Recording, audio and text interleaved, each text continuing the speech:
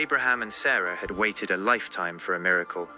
In their old age, Isaac was born, a son of promise, a child of pure joy. They loved him with a devotion that filled every corner of their hearts. But then, the silence was broken. God appeared to Abraham. Expecting a blessing, Abraham listened, but the words that came were a knife to the soul. Sacrifice Isaac as a burnt offering. From that moment, a bitter pain took root in Abraham's spirit. It was a secret agony. Hidden from Sarah, hidden from the world, he remained obedient, yet his heart was breaking. The next morning, the journey began. Isaac, full of life and wonder, was thrilled to be on an adventure with his father. He saw only the beautiful path ahead, while his father, walking beside him, carried the weight of the world in silence. As they neared the mountain, Isaac looked up with innocent eyes.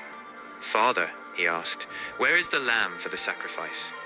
"My son," he whispered, "God will provide." Leaving the servants behind, the father and son climbed Moriah alone. Together, they built the altar, stone by stone, Isaac happily helping his father, never knowing that he was the one the wood was prepared for. The wood was laid, but then the world shattered. Without warning, Abraham reached for the ropes. Isaac's confusion turned to terror as his own father bound him. He begged. He pleaded for his life. But Abraham, blinded by the weight of a divine command, could only see the will of God. He raised the knife, his heart already dead inside. Suddenly, a voice tore through the heavens. "Abraham, stop!" The knife fell to the dirt. Abraham saw the ram caught in the thicket, a substitute provided.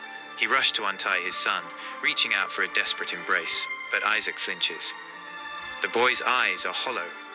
In that moment, Isaac didn't see a man of faith. He saw a murderer. He turned and ran, fleeing into the wilderness. Abraham offered the ram, but he returned to a home that was no longer his. Isaac had told Sarah everything, and without a word of goodbye, they left him. Sarah could never again trust the man who would sacrifice their only miracle. Isaac grew up in the shadow of that mountain, his faith in his father forever broken. Years passed in silence. When Sarah died, Abraham came to mourn. He wept at her grave and reached out to his son one last time.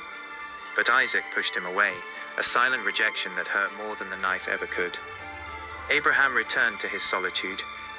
Even then, a father's love remained. Knowing Isaac needed a future, Abraham sent his servant to find a bride. When Rebekah arrived, Isaac took her hand, but he led her to his mother's tent, not to Abraham's tent, and lived a happy life. Abraham lived out his final days with Keturah,